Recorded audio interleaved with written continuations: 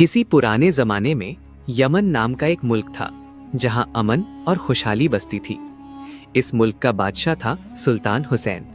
लोग उसे प्यार से खुदा दोस्त कहते थे। वो अपनी रियाया से इतना मोहब्बत करता था कि दिन रात बस उनकी भलाई की फिक्र में रहता।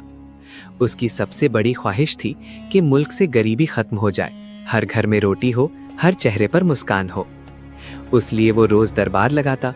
बेरोजगार लोग लाइन लगा कर आते। सुल्तान खुद उनकी मदद करता, किसी को नौकरी देता, किसी को कारोबार के लिए रकम देता। एक दिन दरबार में भीड़ थी। सुल्तान ने सबकी फरियाद सुनी। आखिर में एक फकीर आया, लंबी दाढ़ी, मैली चादर ओढ़े। सुल्तान ने प्यार से पूछा, बाबा क्या चाहिए, नौकरी, रकम या कुछ और? फकीर ने हाथ जोड़े, बोला, ए खुदा दोस्त, अल्लाह तेरी उम्र लंबी करे। मैं तो भीख मांगकर गुजारा करता हूँ, अब नौकरी क्या करूँगा? सुल्तान हैरान हुए, फिर यहाँ क्यों आए? फकीर ने धीरे से कहा, ए नेक दिल बादशाह, अगर तू मुझे सिर्फ 3 दिन के लिए अपनी बादशाहत दे दे तो मेरी कोई और ख्वाहिश नहीं रहेगी। दरबार में सन्नाटा छा गया। सुल्तान पहले चौंके, फिर हंस पड़े। ठीक है बाबा, अगर खुद को काबिल समझते हो तो आओ मेरे तख्त पर बैठ जाओ। फकीर की आंखें चमक उठी। अल्लाह तेरा भला करे। सुल्तान ने वजीर मीर अली से कहा, 3 दिन तक ये शख्स हुकूमत करेगा, तुम सब उसके हुक्म मानना। फिर फकीर को तख्त पर बैठाया, ताज पहनाया, सलामी दी और खुद महल से चले गए।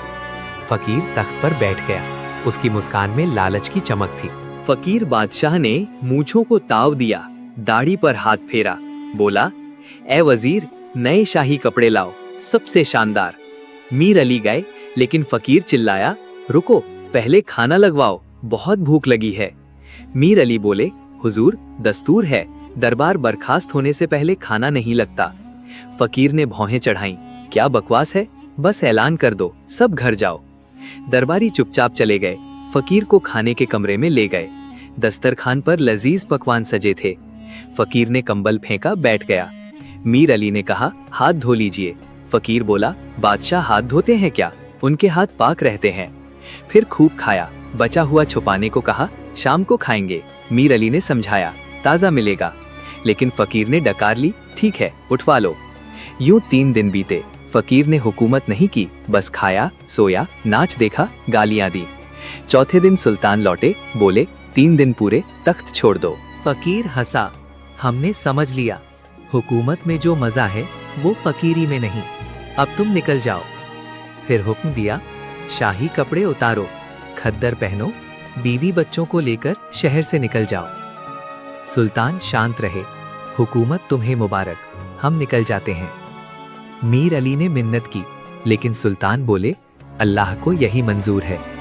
फिर अपनी बीवी मलिका नूर जहां, बेटे अहमद 7 साल और फैजान 2 साल को लेकर महल से निकले। खद्दर के कपड़े पहने जंगल की तरफ चले। बच्चे थकते तो कंधे पर बिठाते, मलिका थकती तो छांव में आराम करती। 1 हफ्ते बाद छोटे शहर पहुंचे। अगले दिन शहर के बाहर काफिला आया। सौदागर मीर हसन ने सुल्तान से कहा, आपकी बीवी मेरी बीवी की मदद करे, बच्चा होने वाला है, अच्छा इनाम दूंगा। सुल्तान ने भरोसे में मलिका को भेज दिया। मलिका बच्चों से गले लगी, जल्दी मिलेंगे, और चली गई। कुछ दूर जाकर सौदागर ने घोड़े तेज किए। मलिका चीखी, लेकिन उसने मुंह बांध दिया। काफिला भाग गया। सुल्तान को शक हुआ, बच्चों को लेकर दौड़े। राहगीर बोला, वो बदमाश है, औरतों को अगवा करता है, अब दूर जा चुका। सुल्तान रो पड़े। बच्चे अम्मी चिल्लाते रहे। फिर दोनों बच्चों को लेकर चलते रहे। एक शहर पहुंचे जहां हजारों लोग जमा थे। पूछा, क्या बात है? लोग बोले, हमारा बादशाह गुजर गया। रिवायत है, बाज छोड़ा जाएगा, जिसके सिर पर बैठेगा वही बादशाह बनेगा। सुल्तान तमाशा देखने खड़े हुए। बाज उड़ा, चक्कर काटा, फिर सीधा सुल्तान के सिर पर बैठ गया। लोग चिल्लाए, मुबारक हो। सुल्तान ने मना किया, लेकिन लोग नहीं माने। फूलों के हार पहनाए, सफेद घोड़े पर बिठाया, जुलूस निकाला, महल ले गए, ताजपोशी की। सुल्तान ने मुल्क संभाला, गरीबों की मदद की, तिजारत बढ़ाई। 2 साल में मुल्क तरक्की पर पहुंच गया। एक दिन बच्चों की याद आई, आंसू बहने लगे। वजीर बोला, शादी कर ले। सुल्तान बोले, नहीं, ऐलान करो, हम 2 लड़के चाहते हैं, जो देगा मुंह मांगा इनाम मिलेगा। कुछ दिन बाद लोग लड़के लेकर आए। सुल्तान ने परखा, 2 लड़के अहमद फैजान जैसे लगे। उन्हें 5000 अशरफियां देकर रख लिया। साथ रखा, प्यार किया, जैसे अपने बेटे हों। एक रात कहा, उस सौदागर के पीछे जाओ, देखो कहाँ रहता है। दोनों गए, हवेली में घुसा, बाहर बैठे बातें करने लगे। एक बोला, तुम्हें क्यों बेच दिया?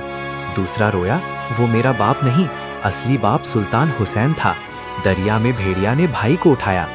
तभी खिड़की से आवाज आई, मेरे बच्चों, तुम्हारी माँ यहाँ कैद है। दोनों दौड़े, सुल्तान से बोले, अम्मी कैद है। सुल्तान ने गले लगाया, मैं तुम्हारा अब्बा हूँ। दोनों खुश हो गए। अगले दिन सौदागर को बुलाया, हवेली दिखवाई। आखिरी कमरे में बुत था। पर्दा हटाया, मलिका का बुत।